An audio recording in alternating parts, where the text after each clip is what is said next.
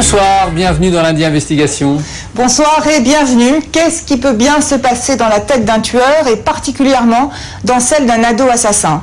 Il y a 8 ans, presque jour pour jour, le 20 avril 1999, deux garçons de 17 et 18 ans ont fait un carnage dans leur lycée de Columbine, près de Denver, aux États-Unis.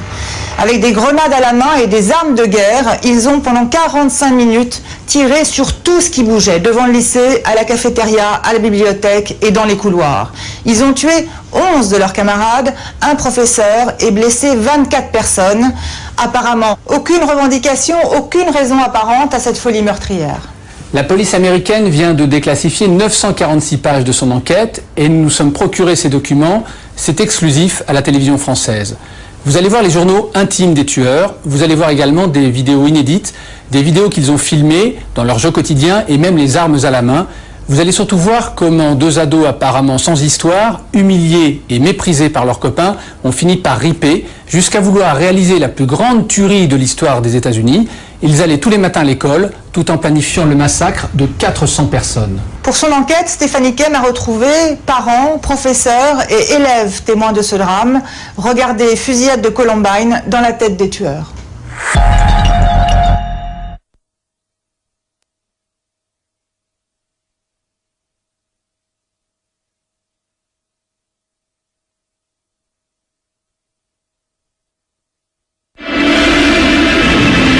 Lycée Columbine, 20 avril 1999. Les caméras de surveillance de l'établissement filment ces scènes de panique. Ces images feront le tour du monde. Deux adolescents pénètrent dans la cafétéria de leur lycée. Équipés d'un véritable arsenal de guerre, ils tirent avec des mitraillettes, des fusils à canon scié. Ils ont aussi des bombes qu'ils jettent dans tout le lycée.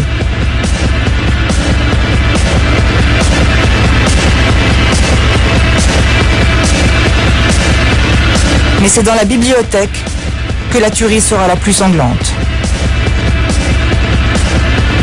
Seront abattus de sang-froid Daniel Mauser, 15 ans, Lauren Townsend, 18 ans, Isaiah Schwells, 18 ans, Cassie Bernal, 17 ans, Daniel Rorba, 16 ans, tué alors qu'il tentait de s'échapper du lycée.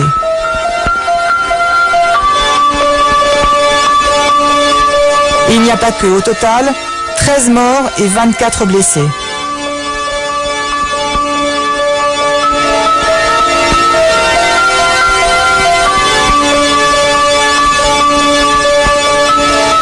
Que s'est-il passé? Qui sont ces deux adolescents meurtriers et pourquoi ont-ils assassiné à bout portant leurs camarades de lycée?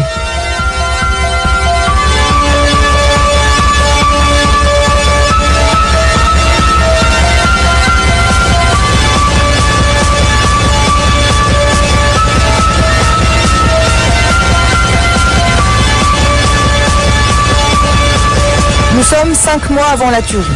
Les deux meurtriers sont filmés par un copain dans la tenue qu'ils porteront le jour du massacre. Long manteau et lunettes noires.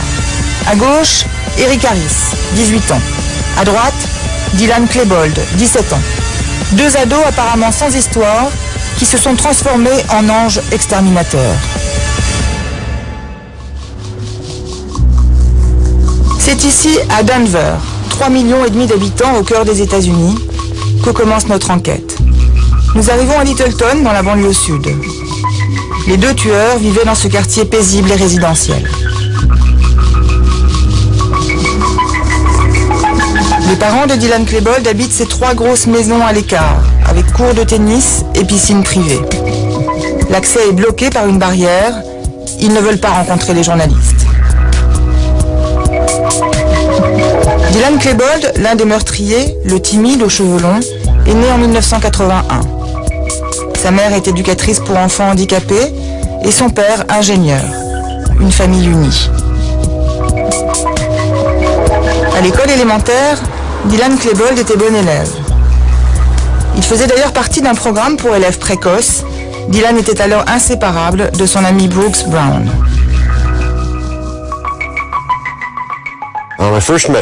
La première fois que j'ai rencontré Dylan, c'était en CP. Je me rappelle, c'était le premier jour de la rentrée des classes quand chaque gamin essaie de trouver son meilleur copain. Et Dylan et moi, on se ressemblait. On était les plus grands dadais de l'école, mal dans leur basket, alors on est devenus copains. On adorait jouer au Lego ensemble quand on était gosses, alors très souvent il venait chez moi après l'école. En bon petit américain, Dylan Klebold est inscrit dans l'équipe de baseball de son école. Il joue de la batterie et passe ses vacances chez les scouts. Les parents de Brooks Brown accueillaient souvent Dylan Klebold chez eux.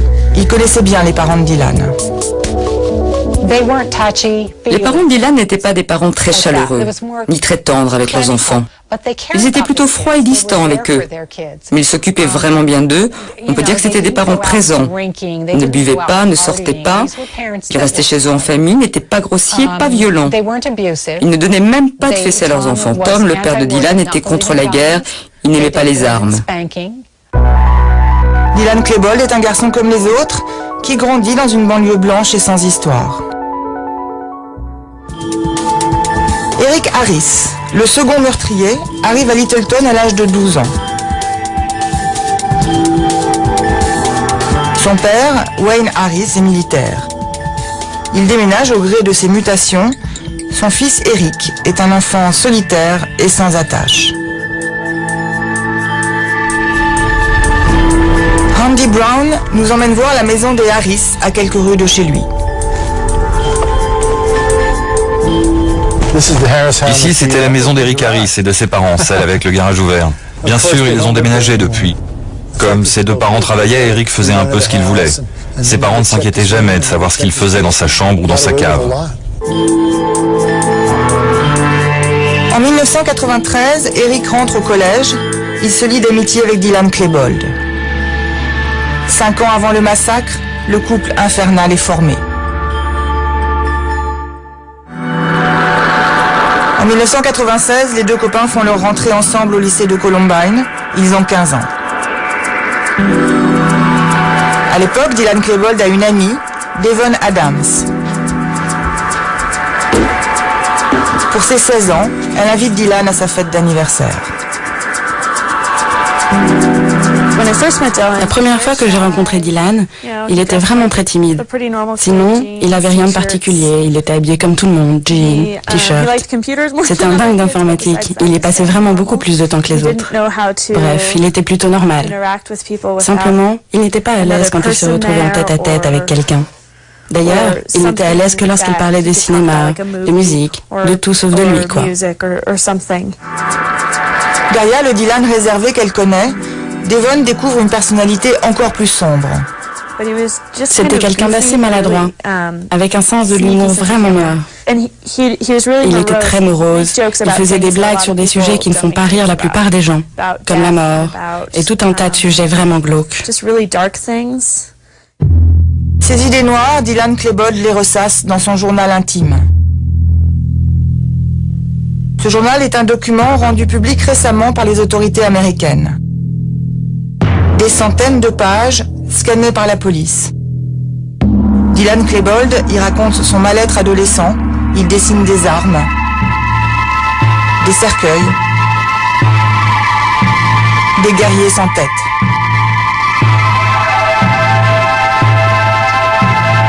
De son écriture torturée et nerveuse, il exprime son amertume et ses tendances suicidaires.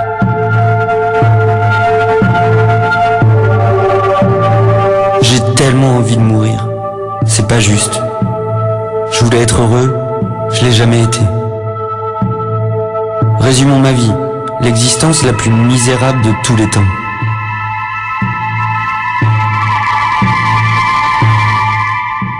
Je n'ai jamais vu Dylan avec une petite copine. Je ne l'ai même jamais entendu parler d'une fille dont il était amoureux. Enfin, je veux dire, je sais qu'il y avait des filles qu'il aimait bien, et ça se voyait dans la façon dont il les regardait, ou dont il leur parlait. Mais il n'a jamais vraiment eu de petite copine officielle.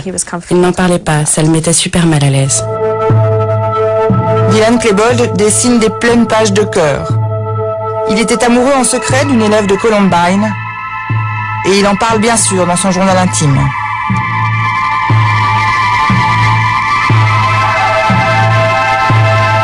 Cette fille que je croyais être mon grand amour, elle me connaît même pas.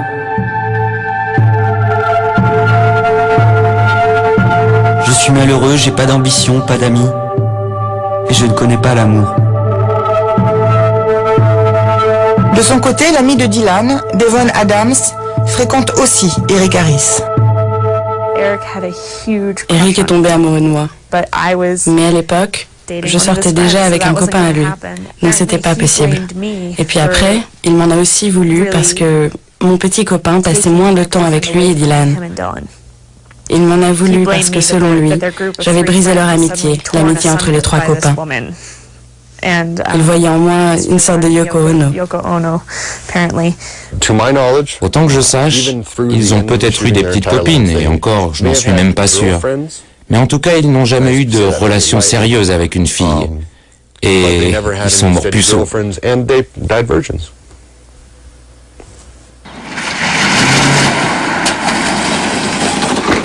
Dylan Klebold est filmé ici par son copain Eric Harris. Il fait le clown devant la caméra et se moque de la musique country. Here you are, my good friend Dylan, almost halfway to school. What's up? I'll do your normal morning ritual, waking up. Yeah, it happens, it has to.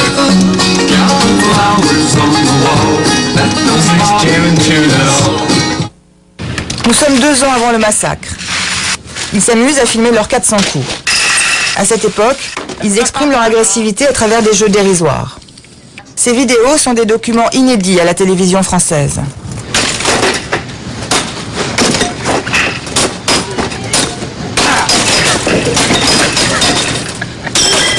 Oh my... What the hell are you doing to my sister's bike? Retour au lycée. Klebold et Harris sont passionnés d'informatique. Richard Lang, leur professeur au lycée Columbine, les embauche comme assistants. Ils travaillent avec lui 1 à 2 heures par jour. C'étaient des étudiants très agréables. Ils aimaient bien mon cours. Ils étaient très intéressés par les nouvelles technologies et ils avaient vraiment envie d'apprendre. C'étaient des élèves avec lesquels je n'avais aucun problème en classe. Je dirais même qu'ils faisaient clairement partie des meilleurs. Eric et Dylan étaient des enfants parfaitement normaux, et même très brillants, c'est clair. Dylan était très intelligent. On s'en rendait compte rien qu'en parlant avec lui. Il avait un vocabulaire très riche et il utilisait des mots qu'on n'a pas l'habitude d'entendre chez un lycéen. Dylan Klebold et Eric Harris sont considérés comme des intellos, presque des marginaux dans l'école. On les appelle les outcasts, les exclus. Ni sportifs, ni très riches, ni très beaux. Dès l'entrée du lycée dans le grand hall, une vitrine imposante. Tous les trophées sportifs gagnés par le lycée de Columbine, la fierté de l'établissement. Klebold et Harris, eux, ne font partie d'aucune équipe.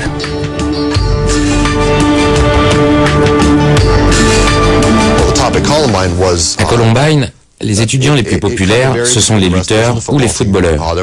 Et ceux qui faisaient partie de ces équipes jouaient de ce prestige pour se faire respecter. Et puis il y avait aussi des groupes de filles qui étaient considérées comme des modèles parce qu'elles étaient riches, parce qu'elles étaient belles, avaient de bonnes notes ou étaient très obéissantes en classe, enfin des trucs comme ça. Mais Eric et Dylan, eux, ils étaient bien loin de ça. C'étaient les 2 ados les moins populaires de l'école. Pas seulement de leur classe, mais de l'école tout entière. C'était vraiment des nazes, les plus losers des losers. Dans son journal intime, Dylan Klebold se désespère. Quand je vois tous ces frimeurs de sportifs qui s'amusent, ont des amis, des petites copines, une vraie vie, j'envie leur existence superficielle. Un jour, j'ai été plaqué contre une rangée de casiers au lycée par un footballeur de l'école. Tout ça parce qu'il m'avait vu parler à Dylan. Il m'a dit « Pourquoi tu parles à ce PD ? T'es Gwyn ou quoi ?» Un vrai con, ce type. Eric et Dylan devaient supporter ça tous les jours. Et tout le monde le savait. Quand on en parlait entre nous, on en rigolait parce que de toute façon, il n'y avait que ça à faire. 1 an avant la tuerie. Cette fois, c'est Dylan qui tient la caméra. Eric est de dos, en t-shirt noir. Ils marchent dans les couloirs du lycée et en face d'eux, on voit arriver une bande de sportifs costauds. Dans ce genre de cas, il vaut mieux s'écarter de leur chemin, parce que ces couloirs, c'est chez eux, c'est leur monde. Mais Eric et Dylan ne se sont pas écartés. Et on voit alors les sportifs qui leur mettent des coups de coude dans les croisants et font presque tomber la caméra. Mais Eric et Dylan ne réagissent pas, ils n'insultent pas les sportifs. Ils sont tellement habitués qu'ils ne disent même pas « Hey, qu'est-ce que vous faites les gars ?» Ils continuent leur chemin, parce que ce genre d'humiliation, c'est leur quotidien. Tuer des lycéens a été plus facile pour eux que de trouver leur place dans ce lycée. Voilà la grande leçon à retenir de Columbine. Suite de leur tournage, dans la cafétéria du lycée.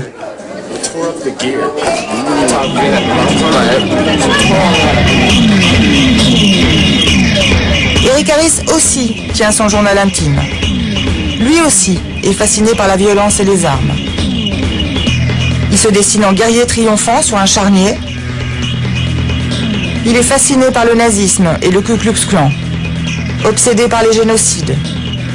Il écrit en lettres capitales « Tuer l'humanité ». Son journal intime est une logorée haineuse. Haine. Je suis rempli de haine et j'adore ça. Je déteste les gens et il ferait mieux d'avoir peur de moi s'ils veulent sauver leur peau. J'aurai ma revanche bientôt. Tous ces connards auraient mieux fait de me foutre la paix.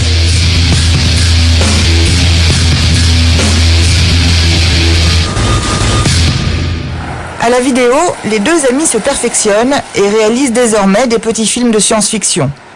A few years ago when that first atomic bomb went off near here, they for some reason some of these clothes have been just getting pretty radioactive on us, so gotta go take them out. Yeah, the government here wants us to take out another one of those radioactive clothes infested encampments. Yeah, we've been doing those for the past few months. They get harder and harder every time. I don't know how we're gonna keep doing this stuff. I think we might have to get some more weaponry. Dylan et Eric incarnent deux flics à la Tarantino. Ils ont récupéré de fausses armes et c'est un copain qui les filme au beau milieu de leur quartier. Keep your eyes open, keep your fucking fingers on the triggers, shoot anything that moves, it's made of clothes.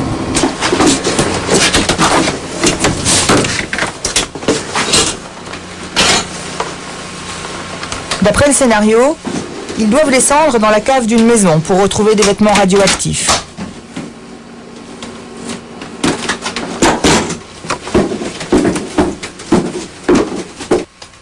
Mais le polar de science-fiction tourne à la farce.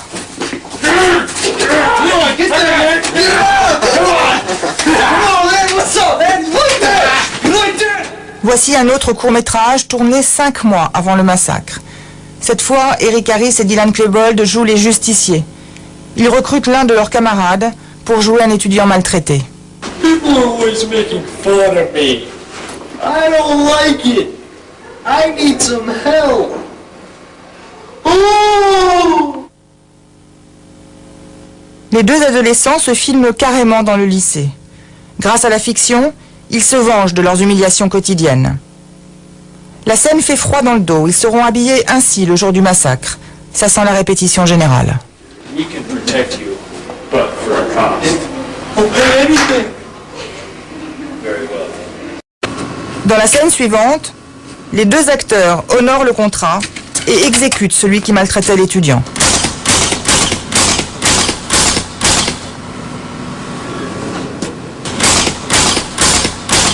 Thank you guys so much. You saved my life. You know what? He's kind of getting going. Yeah, he is. You should kill him. I think he should die. Alright, this one. À la fin du film, ils explosent de haine face caméra. No, you goddamn piece of punk-ass shit! Do not mess with that friggin' kid! If you do, I'll rip off your goddamn head and shove it so far up your friggin' ass, you'll be coughing up dandruff for 4 frickin' months!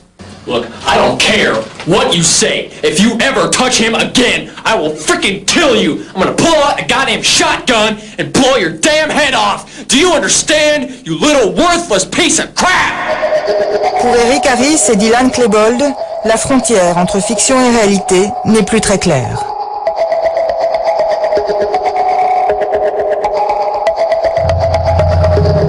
La famille Brown a filmé Dylan Klebold 5 mois avant le massacre. C'était lors d'une répétition de la pièce de théâtre de fin d'année. Dylan s'occupait du son pour le spectacle. Regarde, Dylan sourit là. Il a pas l'air de détester ces gens. Il écoute juste son professeur. Et pourtant, il s'apprêtait à tous les tuer. Tous ces gamins qui l'entourent. Il sait qu'il va les tuer, tous ces gosses. Il est là avec eux. Je me demande si tout cela était bien réel dans sa tête avant que cela n'arrive vraiment. Je ne sais pas. Long manteau noir et Rangers aux pieds, Dylan Klebold a définitivement adopté dans la vie de tous les jours ce look de tueur, tout droit sorti d'un film. Plus l'amitié entre Eric et Dylan se renforçait, plus leur personnalité changeait de façon radicale. Ils étaient de plus en plus sombres, asociaux. Judy Brown se souvient d'une anecdote. La scène a lieu 4 mois avant le drame. Dylan Klebold déjeune au restaurant avec Sue, sa mère. Ce jour-là, Dylan portait son grand manteau et ses lunettes noires. Et Sue, sa mère, se rendait bien compte que la tenue de son fils effrayait les clients. Alors elle a dit à son fils, Dylan, tu fais peur aux gens avec cette tenue, enlève-moi ça. Et il l'a regardé et il a souri. Je pense qu'en étant habillé comme ça, c'est la première fois de sa vie qu'il avait ce sentiment de pouvoir. De son côté, Eric Harris se radicalise davantage encore. Eric est devenu très colérique. Il était très agressif avec tout le monde, comme si rien n'était jamais assez bien pour lui, comme si personne n'était à son niveau et qu'il était supérieur à n'importe qui d'autre. Et parce qu'il se sentait supérieur à tout le monde, pour lui tous les autres étaient stupides. Il les détestait. Eric Harris crée sur son site internet une page web intitulée « Vous savez ce que je déteste ?» Vous savez ce que je déteste? Les gens qui utilisent toujours les mêmes mots à toutes les sauces, comme « tu vois » ou « va te faire foutre » ou « connasse ». Ouvrez 1 ou 2 livres, bordel, et améliorez votre vocabulaire, espèce d'idiot. Vous savez ce que je déteste? Les fans de Star Wars. Vous n'avez rien d'autre à foutre de vos vies.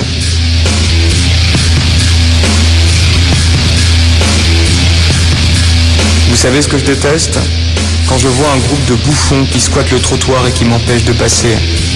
Tirez-vous de mon chemin, ou je vais revenir avec un fusil à canon scié pour vous exploser la gueule.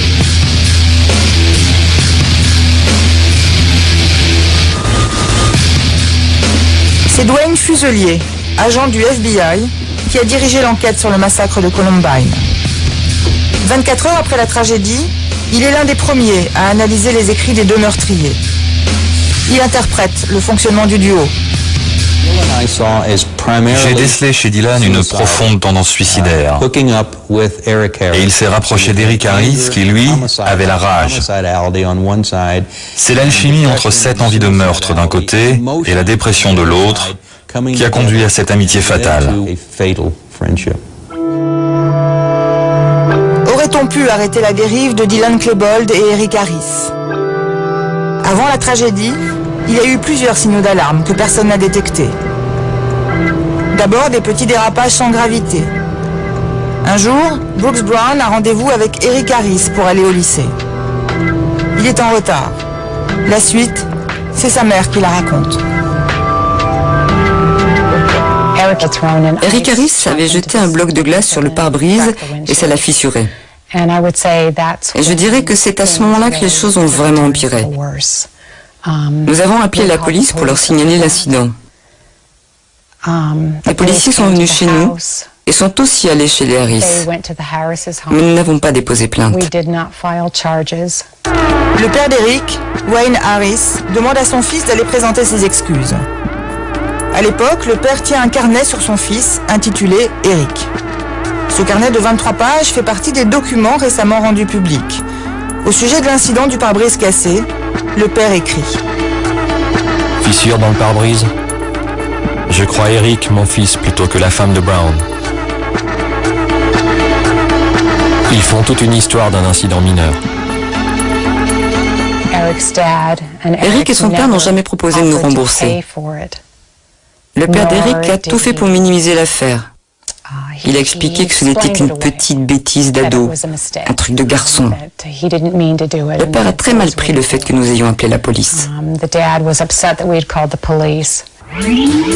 Quelques semaines plus tard, tout le quartier soupçonne Eric Harris d'avoir mis de la colle dans des serrures de maisons et de voitures et d'avoir incendié des buissons.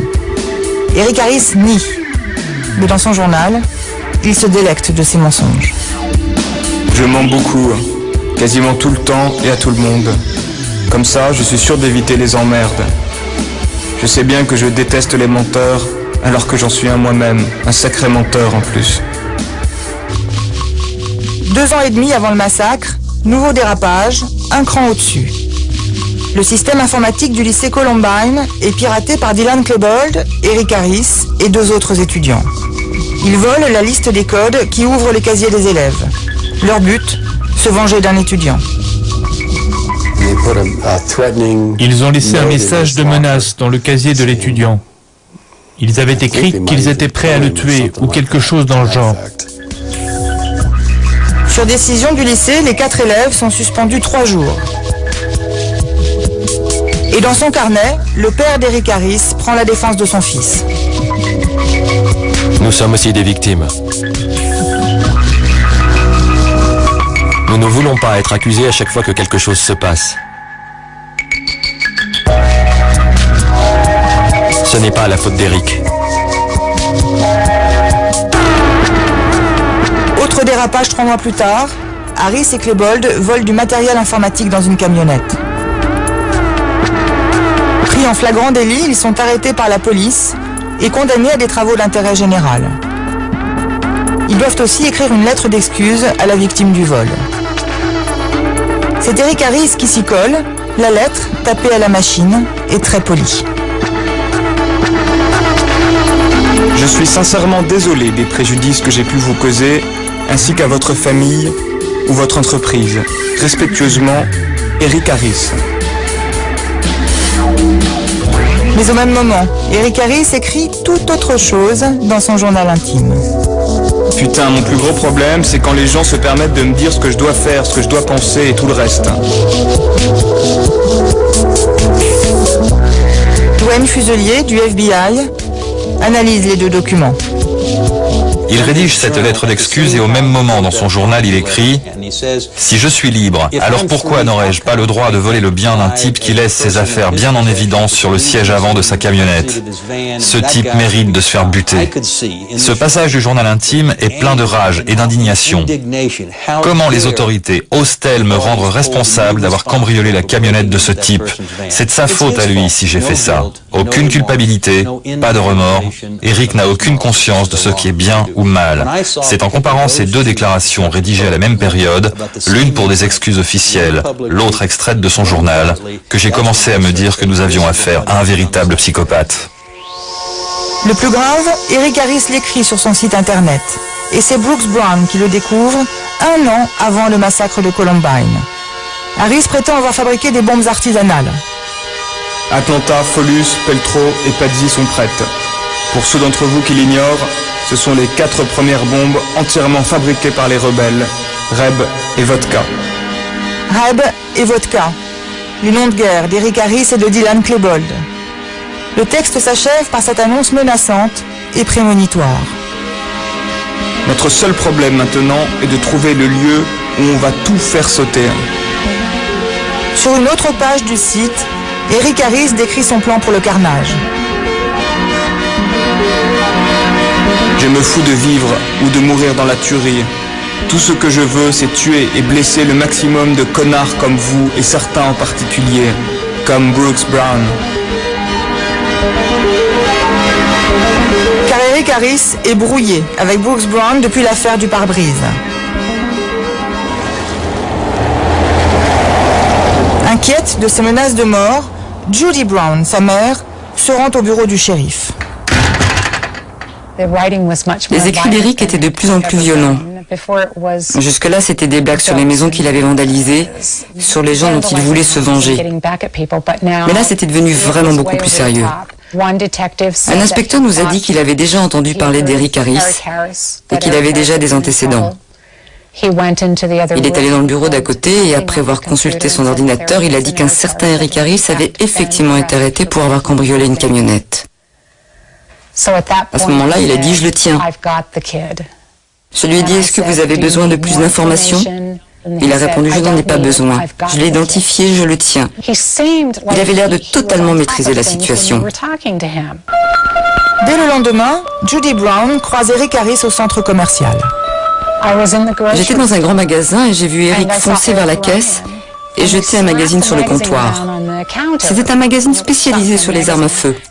J'étais effrayée parce que je ne savais pas que ce gamin s'intéressait aux armes. J'étais terrifiée parce que j'ai tout de suite pensé, un jour il va tirer sur mon fils. J'ai voulu m'assurer que l'inspecteur Hicks, celui que j'avais été voir, avait bien fait son travail. Je voulais être aussi sûre qu'Eric n'était pas au courant que nous avions vu la police à son sujet, parce que j'avais peur que ça le mette en colère. Eric était très rancunier et ne laissait rien passer. Alors j'ai laissé un message à l'inspecteur Hicks. S'il vous plaît, rappelez-moi, Eric s'intéresse maintenant aux armes. J'ai essayé de le joindre plusieurs fois, mais il ne m'a jamais rappelé. Nous sommes 6 mois avant le massacre. Eric écrit dans son journal intime « Des armes.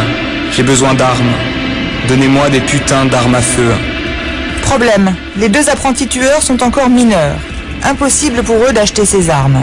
Alors, pour contourner la loi, ils demandent à une copine majeure de le faire. 5 mois avant le massacre, ils récupèrent 2 fusils à canon scié, une carabine 9 mm et des munitions. Le soir même, Eric Harris écrit « Je suis armé jusqu'aux dents. J'ai plus confiance en moi, je me sens plus fort, presque comme un dieu. J'ai confiance. Je suis capable de tromper tout le monde. Si tout va bien, j'exécuterai mon plan en avril. Nous avons les armes, on les a, bande d'enfoirés. C'est fini maintenant, c'est le point de non-retour. »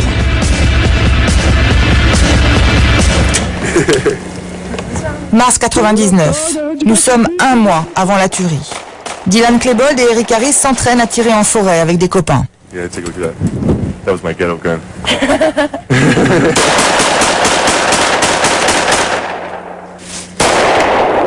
That's a fucking slug! Imagine that in someone's fucking brain. And it hurt my wrist like a son of a bitch. I bet so. Holy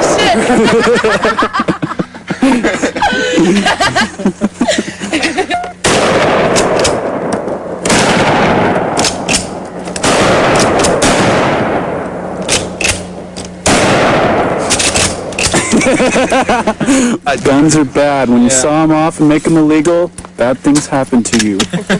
Just say no to sawed-offs. No, no, no.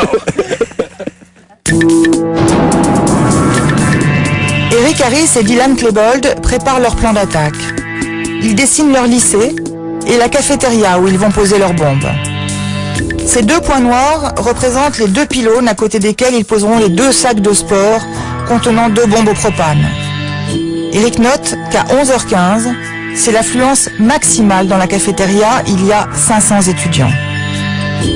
Dans leur carnet, ils précisent les détails pratiques de l'organisation de la tuerie. Ce qu'il leur reste à faire, se procurer des jerrycans de napalm, acheter des balles, remplir des bouteilles de gaz. Sur ce croquis, le dispositif prévu pour transporter un maximum d'armement sur eux. Eric Harris écrit alors dans son journal intime. Une fois que le massacre aura commencé, mettez-vous bien dans la tête qu'il y a 100 personnes maximum que j'accepterai d'épargner dans l'école. Tous les autres doivent crever. «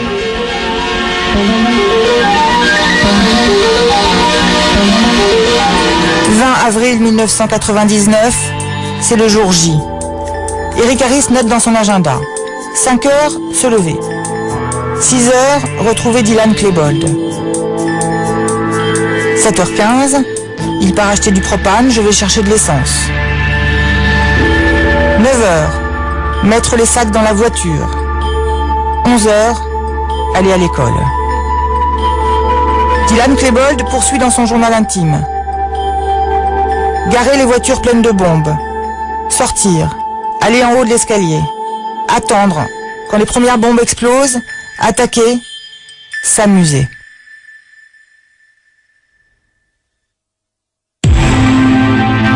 Dylan Klebold et Eric Harris vont suivre leur timing à la minute près. Ils commencent par déposer dans la cafétéria 2 sacs de sport contenant des bombes au propane. Leur but, faire des centaines de morts. C'est l'heure d'affluence. Et ce sont les caméras de surveillance qui filment.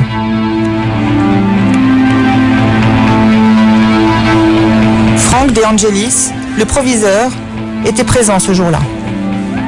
Eric et Dylan ont installé les bombes à l'intérieur de la cafétéria, puis ils sont sortis en attendant qu'elles explosent. Ils avaient prévu qu'une fois que les bombes auraient explosé, les gamins s'enfuiraient en courant par cette porte. Ils les attendaient dehors pour leur tirer dessus. Ils avaient donc en tête un objectif très précis, tuer le plus de gens possible. Mais les bombes au propane sont mal bricolées et n'explosent pas. Il est 11h20, Richard Castaldo, 17 ans à l'époque, déjeune avec son amie Rachel Scott sur une pelouse. Il voit arriver vers lui les 2 meurtriers. Ils ont commencé à nous tirer dessus.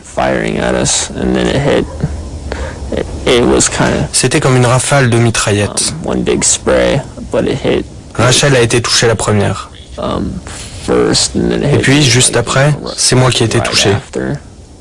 J'ai entendu Rachel pleurer, doucement. Vous savez, je me rappelle lui avoir demandé si ça allait. Évidemment, je savais bien que ça n'allait pas. Mais je ne savais pas quoi faire d'autre. Et j'ai senti qu'il fallait que je dise quelque chose. Touché à la colonne vertébrale, Richard Castaldo est resté paraplégique. Son amie, Rachel Scott, n'a pas survécu. Elle avait 17 ans.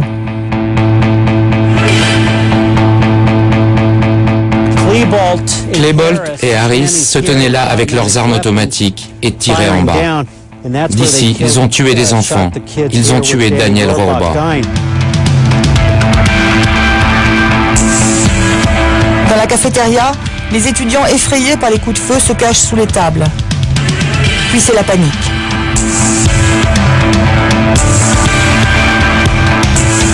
Richard Lang, le professeur d'informatique, se trouvait un étage au-dessus, dans la bibliothèque.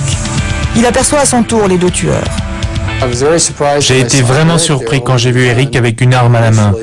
Je me suis dit, mon Dieu, c'est Eric. Je connais ce gamin, ça ne peut pas être lui. Patty Nielsen, professeur d'art, se retrouve nez à nez avec les meurtriers.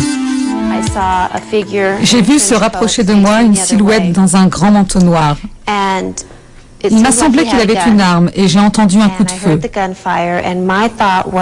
Mais ma première réaction a été de penser que des étudiants tournaient une vidéo pour leur cours de cinéma. Je me suis tout de suite dit que c'était vraiment une mauvaise idée. Ça ne m'a pas traversé l'esprit une seule seconde que ça pouvait être de vraies armes. Ça ne m'a même pas effleuré l'esprit. Donc je me suis dirigée vers eux pour leur dire d'arrêter. Le garçon en manteau noir s'est alors retourné et a regardé droit vers moi, puis il a pris son arme et il a tiré. Il a souri d'abord, puis il a tiré. C'était Eric Harris. La balle m'a simplement frôlé l'épaule, mais sur le coup, j'ai eu très mal. Je ne comprenais pas vraiment ce qui se passait. Patty Nielsen se cache alors dans la bibliothèque. J'ai appelé la police. J'ai gardé le téléphone à la main et j'ai hurlé aux enfants de rester au sol. Il est 11h24. Cela fait 8 minutes que la fusillade a commencé. Voici l'enregistrement de son appel.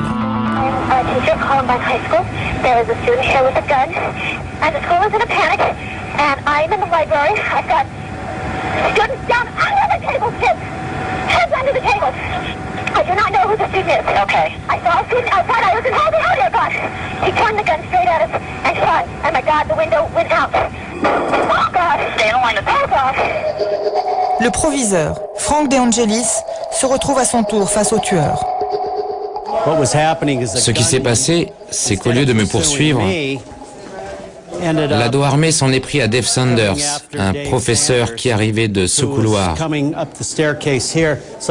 L'ado s'est arrêté, il a tiré sur Dave qui était de dos.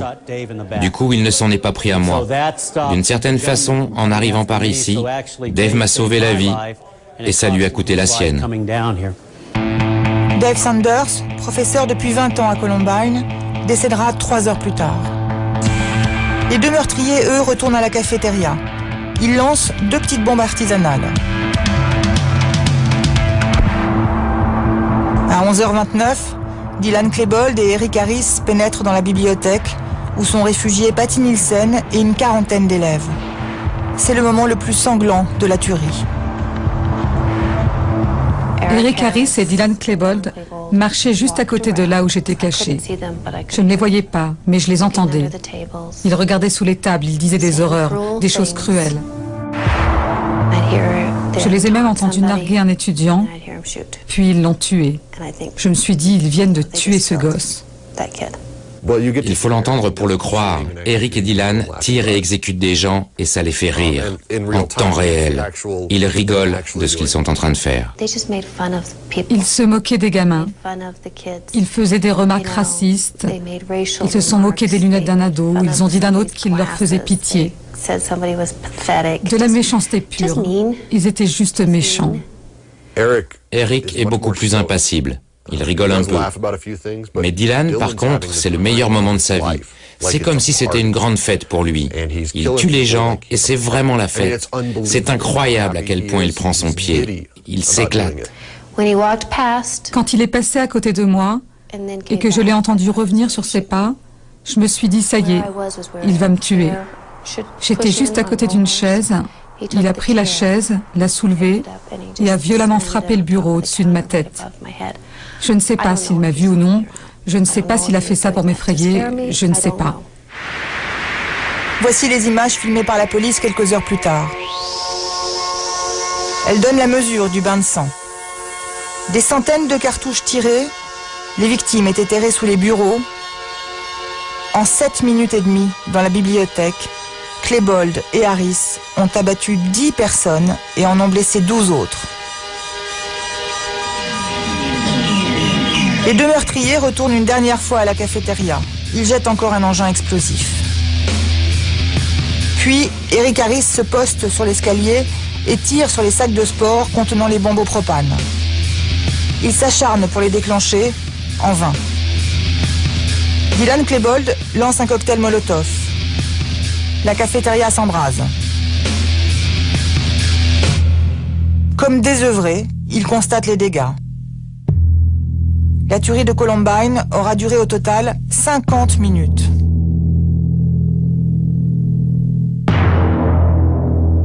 À 12h08, Klebold et Harris se suicident dans la bibliothèque, chacun une balle dans la tête.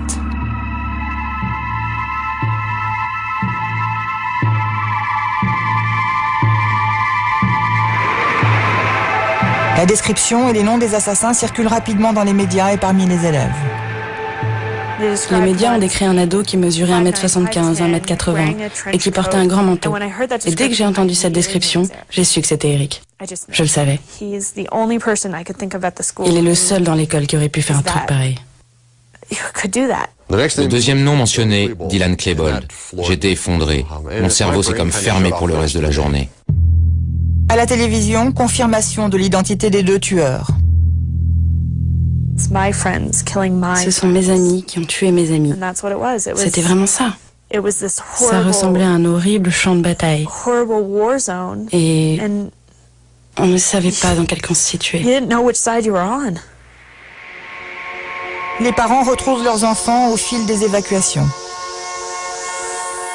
Des bus font la navette entre le lycée et le parc où sont cantonnées les familles. C'est dans ce parc que Tom Mauser vient chercher son fils Daniel. Quand on est arrivé, ils nous ont dit « Il y a encore un bus de l'école qui doit arriver avec des étudiants. » L'école était juste à côté. C'était vraiment pas loin et le bus aurait déjà dû être là. J'ai attendu. Puis je me suis demandé, mais où est donc ce dernier bus? Puis un enfant est arrivé et je l'ai entendu dire, j'ai vu les infos. Il parle de 25 étudiants tués. Je me suis tout de suite dit, ce bus devrait déjà être là. Je suis parti. À ce moment-là, j'ai senti qu'il fallait que je rejoigne ma famille. Il n'y a jamais eu de dernier bus. Ils avaient tort. Il n'y avait pas de dernier bus. Tom Mauser apprendra plus tard que son fils est l'une des 13 victimes. Daniel Mauser avait 15 ans. Il a été tué à bout portant alors qu'il se cachait sous ce bureau dans la bibliothèque.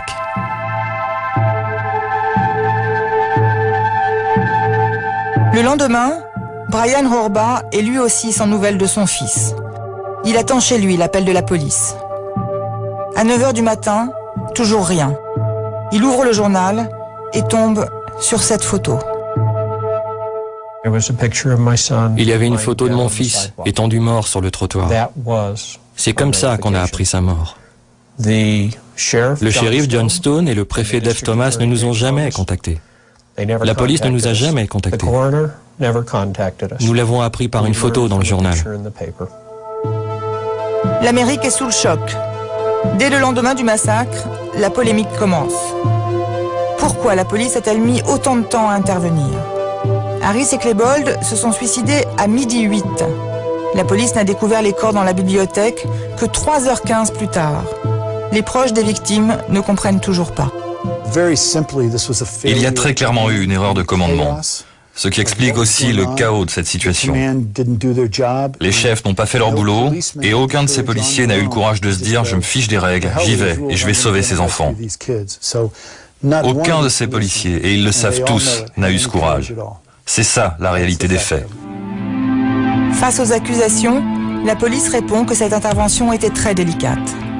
L'unité antiterroriste des forces spéciales avait même été appelé en renfort. Ce policier faisait partie de l'opération et il justifie le temps perdu. Il y avait des bombes prêtes à exploser dans les sacs à dos. Et on pensait qu'en entrant dans la bibliothèque, l'une d'entre elles aurait pu se déclencher et exploser. Andy Brown a archivé toutes les pièces de l'enquête dans des classeurs. 45 000 pages. Mais il se bat toujours pour obtenir un document clé, la pièce manquante du dossier. Cette pièce manquante, c'est le testament vidéo de Klebold et Harris, dans lequel les deux adolescents expliquent les motivations de leur action. Les cassettes vidéo que la police ne veut toujours pas rendre publiques. Nous avons vu les cassettes de la cave. On les appelle comme ça parce qu'elles ont été enregistrées dans le sous-sol de la maison d'Eric. Un peu dans la chambre de Dylan, mais principalement dans la cave d'Eric. Ces 3 heures d'enregistrement vidéo n'ont été diffusées qu'une seule fois au début de l'enquête. Ceux qui les ont vus en sont restés marqués. Il y a un extrait dans les cassettes de la cave qui m'a frappé. Eric fait des allers-retours entre son arme qu'il appelle Arlene et un tas de bombes artisanales, tout en discutant tranquillement avec Dylan. Et Dylan lui dit « Mon oncle va être vraiment énervé ». Et Dylan commence à parler d'une fête juive. Du coup, Eric lui dit « Tu es juif ?» Et Dylan répond « Ouais, à moitié quoi, un quart en fait. » Et pendant un très bref instant, j'ai l'impression que Dylan se dit « Eric va retourner l'arme contre moi. C'est très étrange. » Puis Eric lui dit un truc du genre « Quel dommage. » Eric Harris voulait incarner la figure du mal. Ils le disent d'ailleurs très clairement dans une des cassettes de la cave. Ils expliquent que cela va être le plus gros attentat de tous les temps et ils parlent avec condescendance d'autres tueries dans des écoles où les tueurs n'ont abattu, je cite, que 3 ou 4 personnes, puis se sont arrêtés et ont abandonné. Ils disent aussi que lorsqu'un film sera fait, et leur phrase exacte c'est « Quand on fera un film sur nous, j'espère que Tarantino ou Spielberg le réaliseront. » Je crois vraiment qu'Eric s'attendait à devenir célèbre. Au Rocky Mountain News, le journal local de Denver, le reporter qui suit l'affaire depuis le début, Jeff Cass, a lui aussi visionné le testament vidéo de Klebold et Harris. Eric et Dylan passent sans transition d'une idée à l'autre. De tuer le plus de gens possible, à « tais-toi, ta mère pourrait nous entendre ». Ils tiennent également des considérations philosophiques sur leur famille et la société. Ils se disent, les gens vont se demander pourquoi on a fait ça. Ils pressentent ce qui va se passer par la suite. Ils sont très perspicaces. Un autre détail intéressant, ils parlent de leurs parents. Ils disent à quel point ils les aiment, à quel point ce sont de bons parents. On est en droit de se demander s'ils aimaient vraiment leurs parents. Alors pourquoi ils ont fait ça? Jeff Cass a retranscrit les derniers propos des deux adolescents. Il a vu face à la caméra Dylan Klebold s'adresser à sa famille. Vous avez fait de moi ce que je suis. Vous avez nourri ma rage. Dylan Klebold ajoute: Je sais que maman et papa vont être choqués et hallucinés. Mais voilà, je peux plus rien arrêter. Eric Harris conclut en collant son visage sur l'objectif de la caméra. C'est parti, désolé. Au revoir.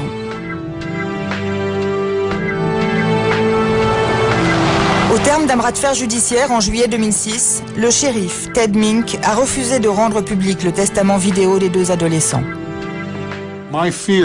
Je ne veux pas rendre public ces cassettes, car j'ai peur qu'elles inspirent un autre tueur. Elles pourraient donner des idées à un ado qui voudrait imiter ce qu'ont fait Eric Harris et Dylan Klebold.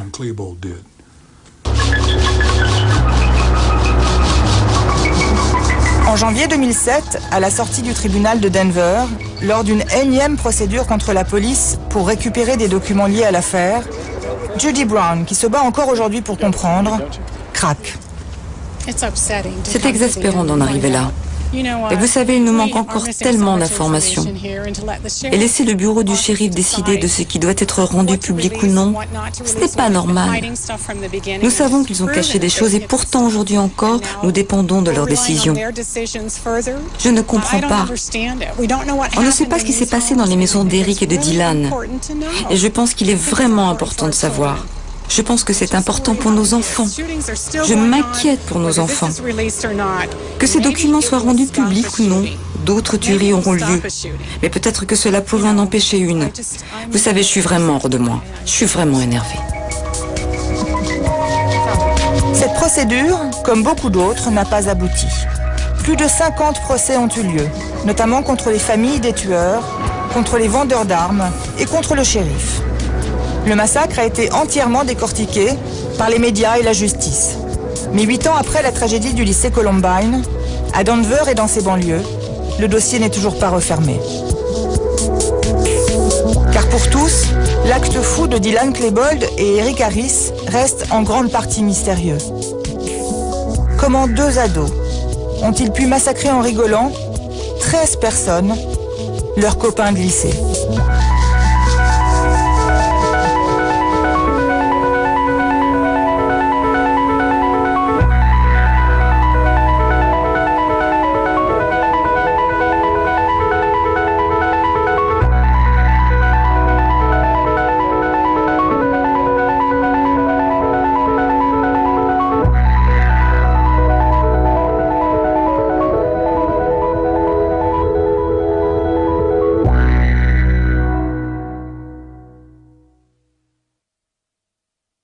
Pas de lundi investigation la semaine prochaine. On se retrouve le 7 mai avec une enquête étonnante sur les intérimaires de la guerre.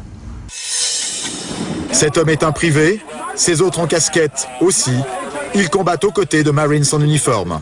Ce qui est intéressant dans cette histoire, c'est qu'elle montre bien comment les privés peuvent travailler la main dans la main avec l'armée.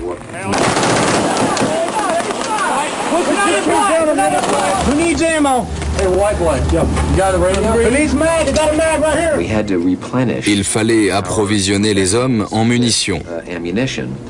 Et ce sont nos hélicoptères qui ont fait le travail. Bleu à bande blanche, l'hélicoptère est bien un appareil de la compagnie privée.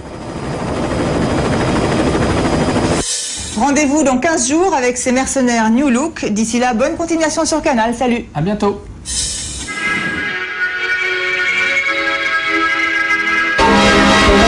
Car Eric Harris est brouillé avec Brooks Brown depuis l'affaire du pare-brise.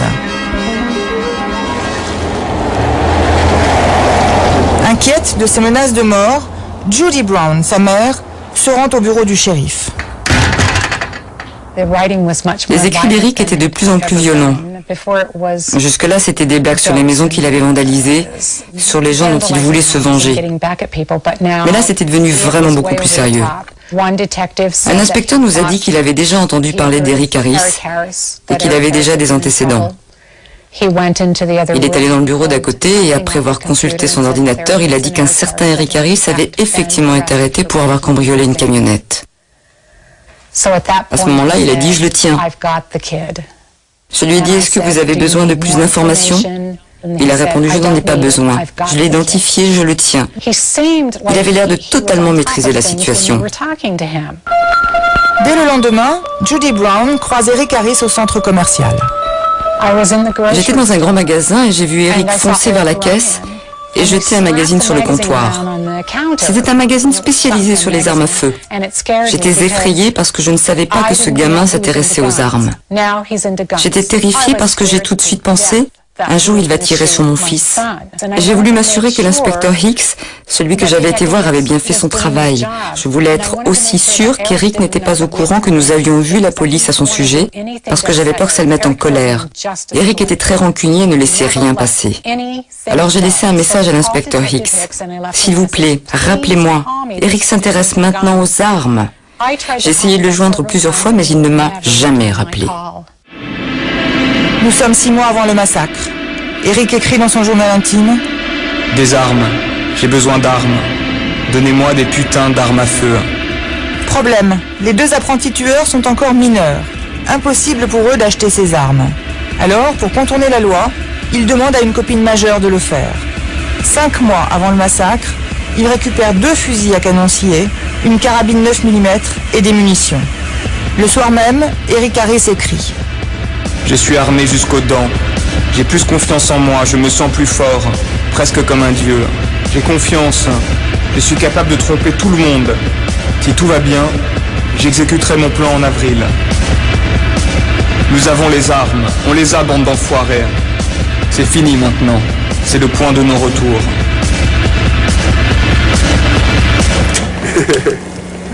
Mars 99. Nous sommes 1 mois avant la tuerie. Dylan Klebold et Eric Harris s'entraînent à tirer en forêt avec des copains. De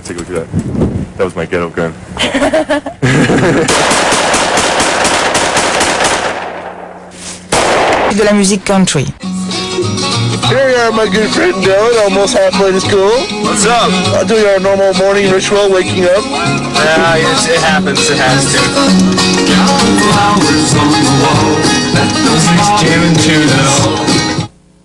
Nous sommes 2 ans avant le massacre. Ils s'amusent à filmer leurs 400 coups. À cette époque, ils expriment leur agressivité à travers des jeux dérisoires.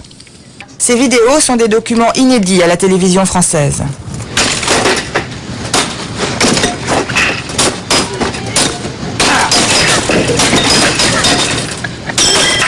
Oh my... What the hell are you doing to my sister's bike? Retour au lycée. Klebold et Harris sont passionnés d'informatique.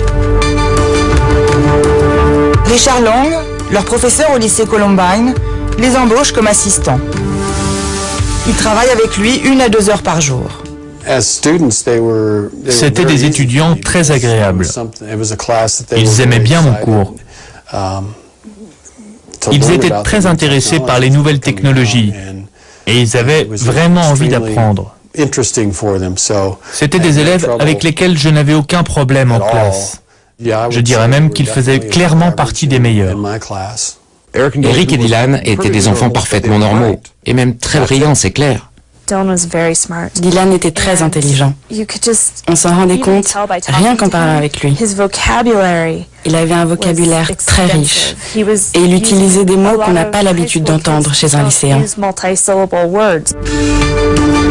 Dylan Klebold et Eric Harris sont considérés comme des intellos, presque des marginaux dans l'école. On les appelle les outcasts, les exclus. Ni sportifs, ni très riches, ni très beaux. Dès l'entrée du lycée dans le grand hall, une vitrine imposante. Tous les trophées sportifs gagnés par le lycée de Columbine, la fierté de l'établissement.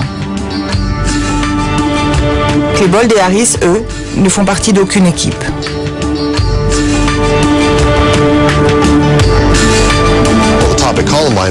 À Columbine, les étudiants les plus populaires, ce sont les lutteurs ou les footballeurs. Et ceux qui faisaient partie de ces équipes jouaient de ce prestige pour se faire respecter. Et puis il y avait aussi des groupes de filles qui étaient considérées comme des modèles parce qu'elles étaient riches, parce qu'elles étaient belles, avaient de bonnes notes ou étaient très obéissantes en classe, enfin des trucs comme ça. Mais Eric et Dylan, eux, ils étaient bien loin de ça. C'étaient les deux ados les moins populaires de l'école. Pas seulement de leur classe, mais de l'école tout entière. C'était vraiment des nazes, les plus losers des losers. Grosse maison à l'écart, avec cours de tennis et piscine privée. L'accès est bloqué par une barrière. Ils ne veulent pas rencontrer les journalistes. Dylan Klebold, l'un des meurtriers, le timide aux cheveux longs, est né en 1981. Sa mère est éducatrice pour enfants handicapés et son père ingénieur. Une famille unie. À l'école élémentaire, Dylan Klebold était bon élève. Il faisait d'ailleurs partie d'un programme pour élèves précoces. Dylan était alors inséparable de son ami Brooks Brown.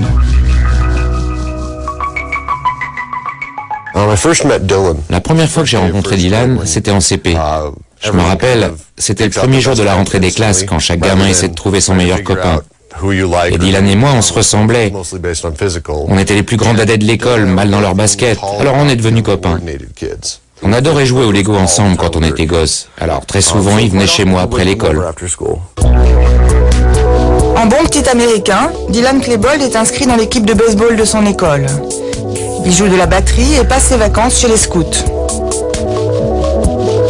Les parents de Brooks Brown accueillaient souvent Dylan Klebold chez eux. Ils connaissaient bien les parents de Dylan. Les parents de Dylan n'étaient pas des parents très chaleureux, ni très tendres avec leurs enfants. Ils étaient plutôt froids et distants avec eux. Mais ils s'occupaient vraiment bien d'eux. On peut dire que c'était des parents présents. Ils ne buvaient pas, ne sortaient pas.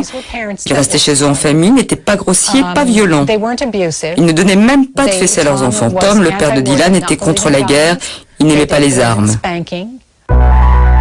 Dylan Klebold est un garçon comme les autres, qui grandit dans une banlieue blanche et sans histoire. Eric Harris, le second meurtrier, arrive à Littleton à l'âge de 12 ans. Son père, Wayne Harris, est militaire. Il déménage au gré de ses mutations. Son fils Eric est un enfant solitaire et sans attache. Andy Brown nous emmène voir la maison des Harris à quelques rues de chez lui. Ici, c'était la maison d'Eric Harris et de ses parents, celle avec le garage ouvert. Bien sûr, ils ont déménagé depuis. Comme ses deux parents travaillaient, Eric faisait un peu ce qu'il voulait. Ses parents ne s'inquiétaient jamais de savoir ce qu'il faisait dans sa chambre ou dans sa cave. En 1993, Eric rentre au collège. Il se lie d'amitié avec Dylan Klebold. 5 ans avant le massacre, le couple infernal est formé. En 1996, les deux copains font leur rentrée ensemble au lycée de Columbine. Ils ont 15 ans. Et pourquoi ont-ils assassiné à bout portant leurs camarades de lycée ?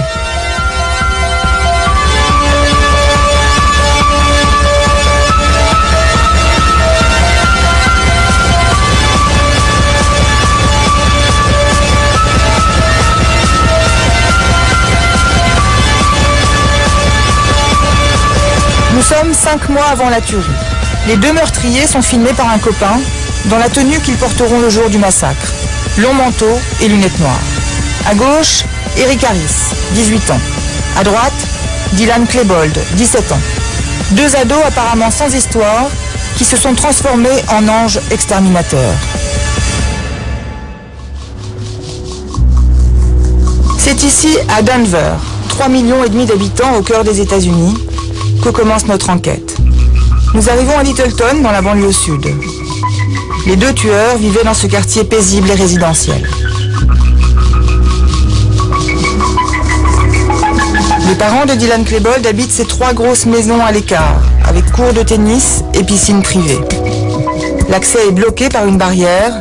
Ils ne veulent pas rencontrer les journalistes. Dylan Klebold, l'un des meurtriers, le timide aux cheveux longs, est né en 1981. Sa mère est éducatrice pour enfants handicapés et son père ingénieur. Une famille unie. À l'école élémentaire, Dylan Klebold était bon élève. Il faisait d'ailleurs partie d'un programme pour élèves précoces. Dylan était alors inséparable de son ami Brooks Brown.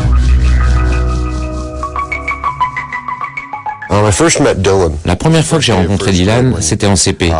Je me rappelle, c'était le premier jour de la rentrée des classes, quand chaque gamin essaie de trouver son meilleur copain. Et Dylan et moi, on se ressemblait. On était les plus grands dadais de l'école, mal dans leur basket, alors on est devenus copains. On adorait jouer au Lego ensemble quand on était gosses, alors très souvent il venait chez moi après l'école. En bon petit américain, Dylan Klebold est inscrit dans l'équipe de baseball de son école.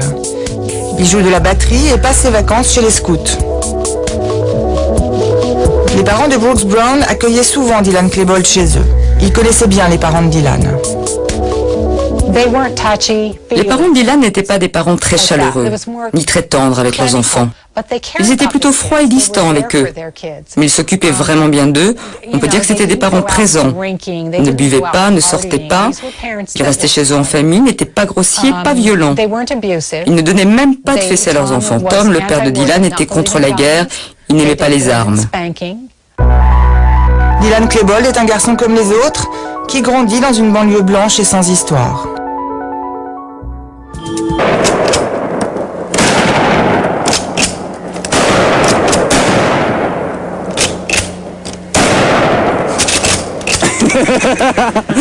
Guns are bad. When you saw them off and make them illegal, bad things happen to you. Just say no to sawed-offs. No, no, no. Eric Harris et Dylan Klebold préparent leur plan d'attaque. Ils dessinent leur lycée et la cafétéria où ils vont poser leurs bombes. Ces deux points noirs représentent les deux pylônes à côté desquels ils poseront les deux sacs de sport contenant deux bombes au propane. Eric note qu'à 11h15, c'est l'affluence maximale dans la cafétéria, il y a 500 étudiants. Dans leur carnet, ils précisent les détails pratiques de l'organisation de la tuerie. Ce qu'il leur reste à faire, se procurer des jerrycans de napalm, acheter des balles, remplir des bouteilles de gaz. Sur ce croquis, le dispositif prévu pour transporter un maximum d'armement sur eux. Eric Harris écrit alors dans son journal intime. Une fois que le massacre aura commencé, mettez-vous bien dans la tête qu'il y a 100 personnes maximum que j'accepterai d'épargner dans l'école. Tous les autres doivent crever. «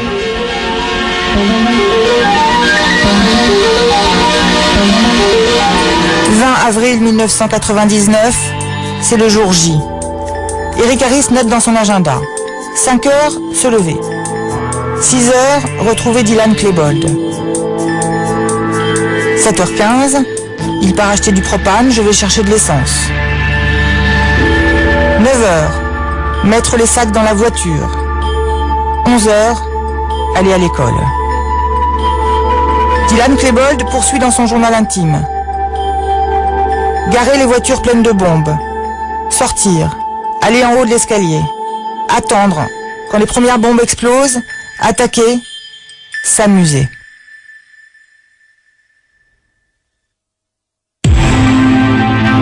Dylan Klebold et Eric Harris vont suivre leur timing à la minute près. Ils commencent par déposer dans la cafétéria 2 sacs de sport contenant des bombes au propane. Leur but, faire des centaines de morts. C'est l'heure d'affluence. Et ce sont les caméras de surveillance qui filment.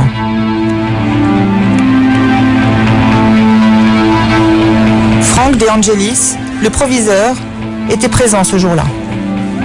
Eric et Dylan ont installé les bombes à l'intérieur de la cafétéria, puis ils sont sortis en attendant qu'elles explosent. Ils avaient prévu qu'une fois que les bombes auraient explosé, les gamins s'enfuiraient en courant par cette porte. Ils les attendaient dehors pour leur tirer dessus.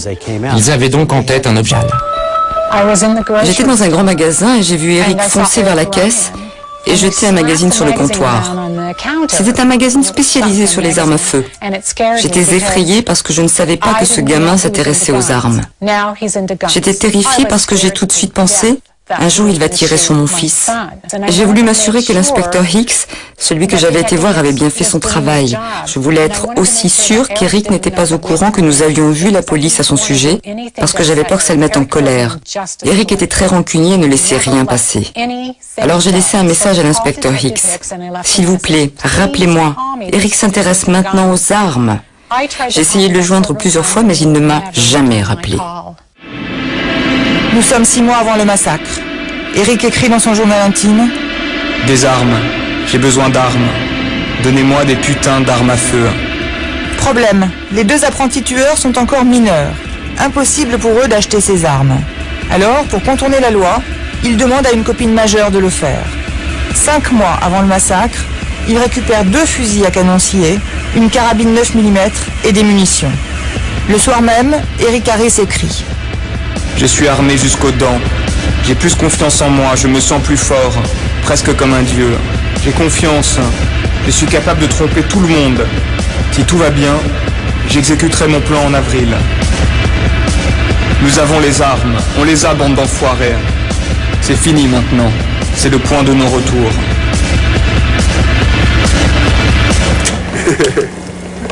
Mars 99. Nous sommes 1 mois avant la tuerie. Dylan Klebold et Eric Harris s'entraînent à tirer en forêt avec des copains. Yeah, take a look at that. That was my ghetto gun.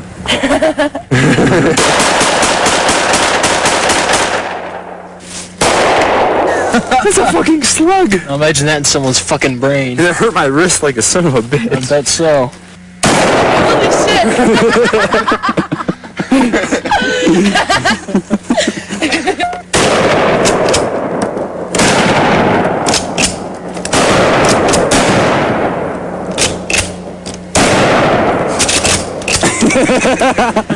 Guns are bad. When you saw them off and make them illegal, bad things happen to you. Just say no to sawed-offs. No, no, no. Eric Harris et Dylan Klebold préparent leur plan d'attaque. Ils dessinent leur lycée et la cafétéria où ils vont poser leurs bombes. Ces 2 points noirs représentent les 2 pylônes à côté desquels ils poseront les 2 sacs de sport contenant 2 bombes au propane. Eric note qu'à 11h15, c'est l'affluence maximale dans la cafétéria, il y a 500 étudiants. Thiers soupçonne Eric Harris d'avoir mis de la colle dans des serrures de maisons et de voitures et d'avoir incendié des buissons. Eric Harris nie, mais dans son journal, il se délecte de ses mensonges. Je mens beaucoup, quasiment tout le temps et à tout le monde. Comme ça, je suis sûr d'éviter les emmerdes. Je sais bien que je déteste les menteurs, alors que j'en suis un moi-même, un sacré menteur en plus. 2 ans et demi avant le massacre, nouveau dérapage, un cran au-dessus. Le système informatique du lycée Columbine est piraté par Dylan Klebold, Eric Harris et 2 autres étudiants. Ils volent la liste des codes qui ouvrent les casiers des élèves. Leur but, se venger d'un étudiant. Ils ont laissé un message de menace dans le casier de l'étudiant. Ils avaient écrit qu'ils étaient prêts à le tuer ou quelque chose dans le genre. Sur décision du lycée, les 4 élèves sont suspendus 3 jours. Et dans son carnet, le père d'Eric Harris prend la défense de son fils. Nous sommes aussi des victimes. Nous ne voulons pas être accusés à chaque fois que quelque chose se passe. Ce n'est pas la faute d'Eric. Autre dérapage 3 mois plus tard, Harris et Klebold volent du matériel informatique dans une camionnette. Pris en flagrant délit, ils sont arrêtés par la police et condamnés à des travaux d'intérêt général. Ils doivent aussi écrire une lettre d'excuse à la victime du vol. C'est Eric Harris qui s'y colle, la lettre, tapée à la machine, est très polie.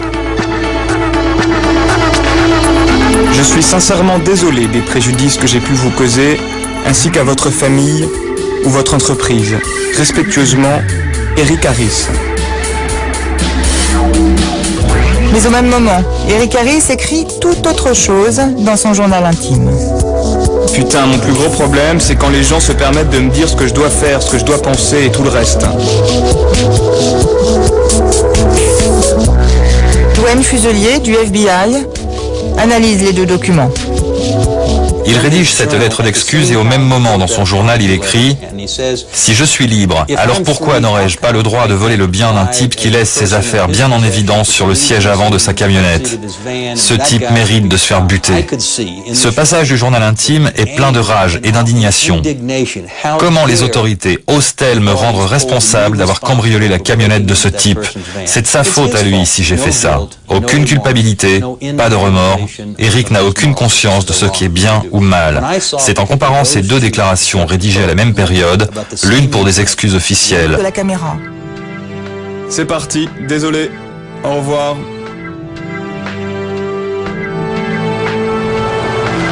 Au terme d'un bras de fer judiciaire en juillet 2006, le shérif Ted Mink a refusé de rendre public le testament vidéo des deux adolescents. Je ne veux pas rendre public ces cassettes, car j'ai peur qu'elles inspirent un autre tueur. Elles pourraient donner des idées à un ado qui voudrait imiter ce qu'ont fait Eric Harris et Dylan Klebold.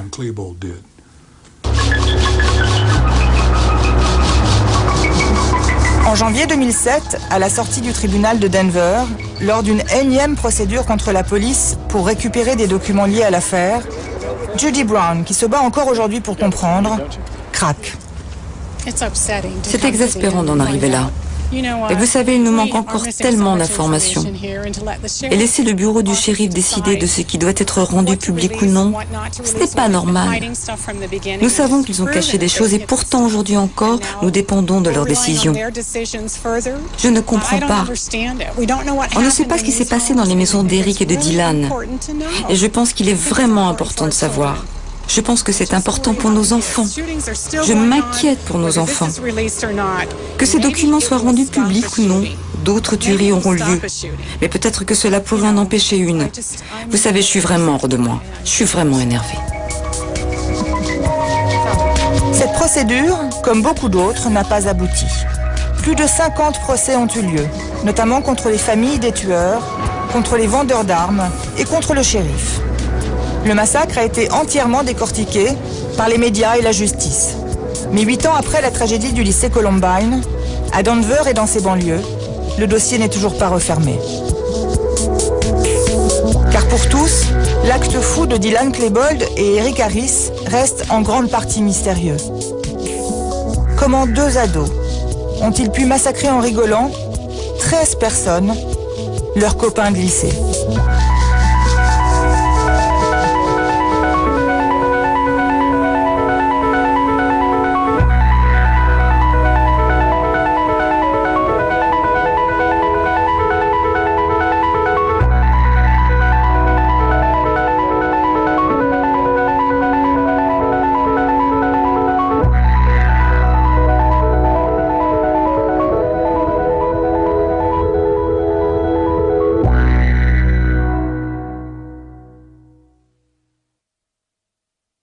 Pas de lundi investigation la semaine prochaine. On se retrouve le 7 mai avec une enquête étonnante sur les intérimaires de la guerre. Cet homme est un privé, ses autres en casquette aussi. Ils combattent aux côtés de Marines en uniforme. Ce qui est intéressant.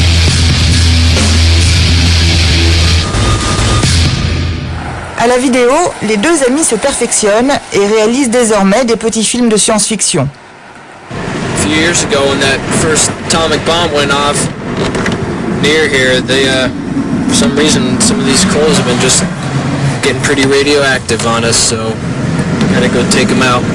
Yeah, the government here wants us to take out another one of those radioactive closed infested encampments. Yeah, we've been doing those for the past few months.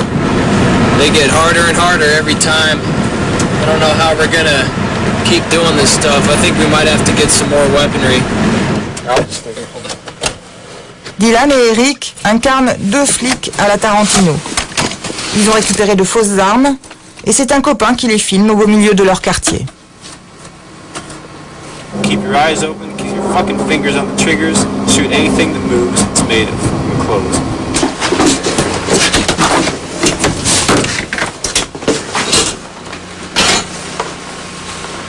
D'après le scénario, ils doivent descendre dans la cave d'une maison pour retrouver des vêtements radioactifs.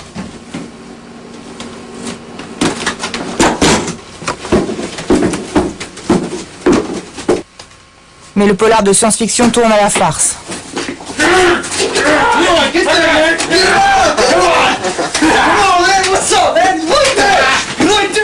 Voici un autre court-métrage tourné 5 mois avant le massacre. Cette fois, Eric Harris et Dylan Klebold jouent les justiciers. Ils recrutent l'un de leurs camarades pour jouer un étudiant maltraité. People are always making fun of me. I don't like it. I need some help. Oh! Les deux adolescents se filment carrément dans le lycée. Grâce à la fiction, ils se vengent de leurs humiliations quotidiennes. La scène fait froid dans le dos. Ils seront habillés ainsi le jour du massacre. Ça sent la répétition générale. We can protect you, but for a cost. I'll pay anything. Very well. Dans la scène suivante, les deux acteurs honorent le contrat et exécutent celui qui maltraitait l'étudiant.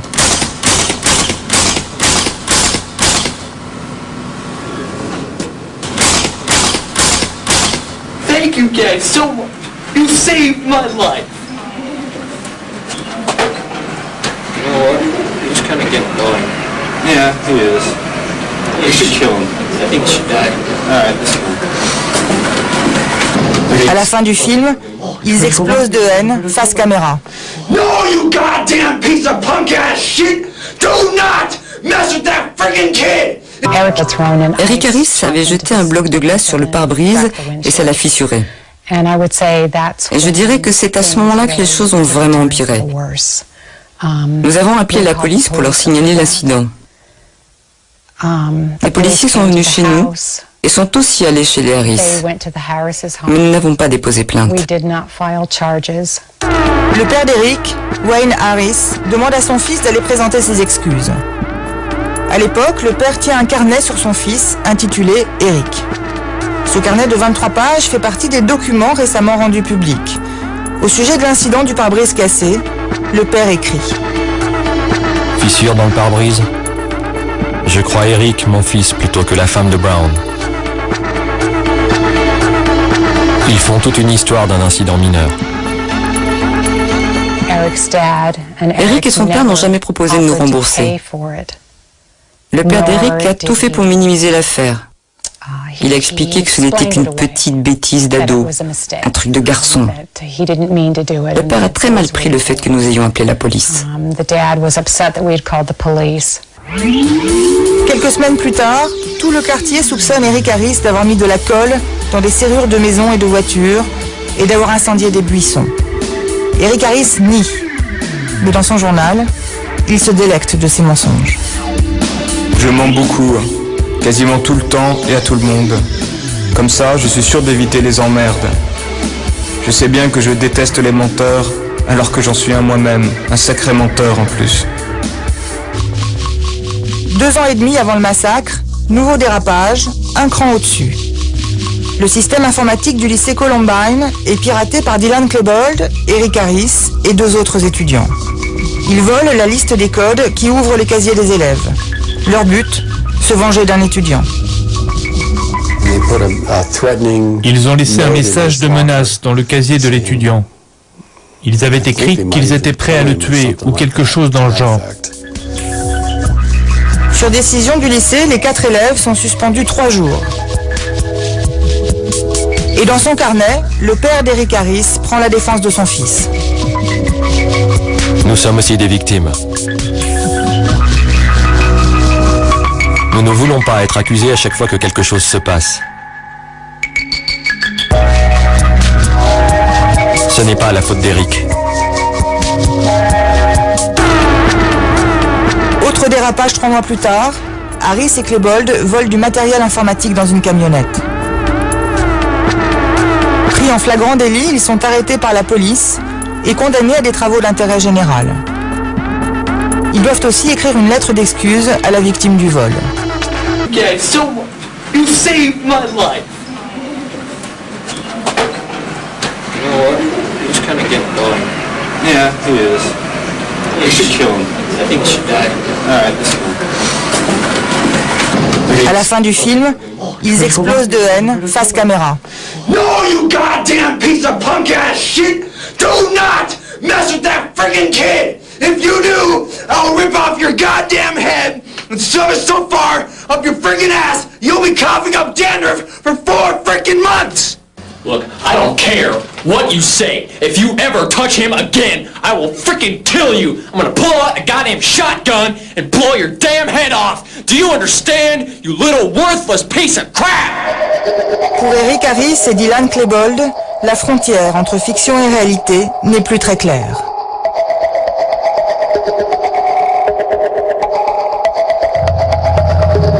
La famille Brown a filmé Dylan Klebold 5 mois avant le massacre. C'était lors d'une répétition de la pièce de théâtre de fin d'année. Dylan s'occupait du son pour le spectacle. Regarde, Dylan sourit là. Il a pas l'air de détester ces gens. Il écoute juste son professeur. Et pourtant, il s'apprêtait à tous les tuer. Tous ces gamins qui l'entourent. Il sait qu'il va les tuer, tous ces gosses. Il est là avec eux. Je me demande si tout cela était bien réel dans sa tête avant que cela n'arrive vraiment. Je ne sais pas. Long manteau noir et Rangers aux pieds, Dylan Klebold a définitivement adopté dans la vie de tous les jours ce look de tueur, tout droit sorti d'un film. Plus l'amitié entre Eric et Dylan se renforçait, plus leur personnalité changeait de façon radicale. Ils étaient de plus en plus sombres, asociaux. Judy Brown se souvient d'une anecdote. La scène a lieu 4 mois avant le drame. Dylan Klebold déjeune au restaurant avec Sue, sa mère. Ce jour-là, Dylan portait son grand manteau et ses lunettes noires. Et Sue, sa mère, se rendait bien compte que la tenue de son fils effrayait les clients. Alors elle a dit à son fils, Dylan, tu fais peur aux gens avec cette tenue, enlève-moi ça. Et il l'a regardé et il a souri.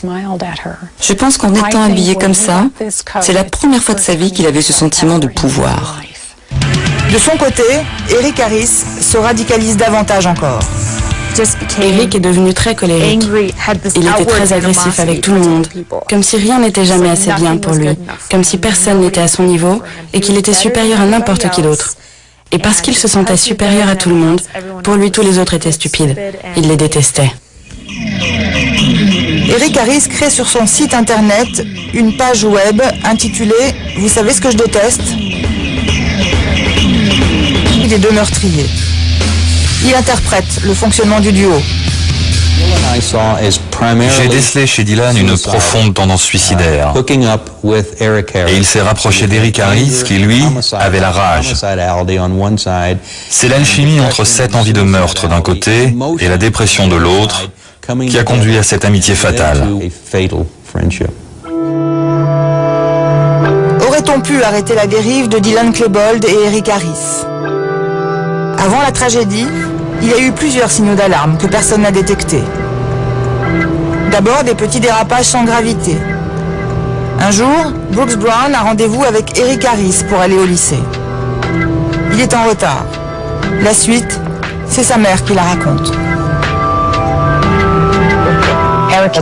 Eric Harris avait jeté un bloc de glace sur le pare-brise et ça l'a fissuré. Et je dirais que c'est à ce moment-là que les choses ont vraiment empiré. Nous avons appelé la police pour leur signaler l'incident. Les policiers sont venus chez nous et sont aussi allés chez les Harris. Mais nous n'avons pas déposé plainte. Le père d'Eric, Wayne Harris, demande à son fils d'aller présenter ses excuses. À l'époque, le père tient un carnet sur son fils intitulé Eric. Ce carnet de 23 pages fait partie des documents récemment rendus publics. Au sujet de l'incident du pare-brise cassé, le père écrit. Fissure dans le pare-brise. Je crois Eric, mon fils, plutôt que la femme de Brown. Ils font toute une histoire d'un incident mineur. Eric et son père n'ont jamais proposé de nous rembourser. Le père d'Eric a tout fait pour minimiser l'affaire. Il a expliqué que ce n'était qu'une petite bêtise d'ado, un truc de garçon. Le père a très mal pris le fait que nous ayons appelé la police. Quelques semaines plus tard, tout le quartier soupçonne Eric Harris d'avoir mis de la colle dans des serrures de maisons et de voitures et d'avoir incendié des buissons. Eric Harris nie, mais dans son journal, il se délecte de ses mensonges. Je mens beaucoup, quasiment tout le temps et à tout le monde. Comme ça, je suis sûr d'éviter les emmerdes. Je sais bien que je déteste les menteurs, alors que j'en suis un moi-même, un sacré menteur en plus. 2 ans et demi avant le massacre, nouveau dérapage, un cran au-dessus. Le système informatique du lycée Columbine est piraté par Dylan Klebold, Eric Harris et 2 autres étudiants. Ils volent la liste des codes qui ouvrent les casiers des élèves. Leur but, se venger d'un étudiant. Ils ont laissé un message de menace dans le casier de l'étudiant. Ils avaient écrit qu'ils étaient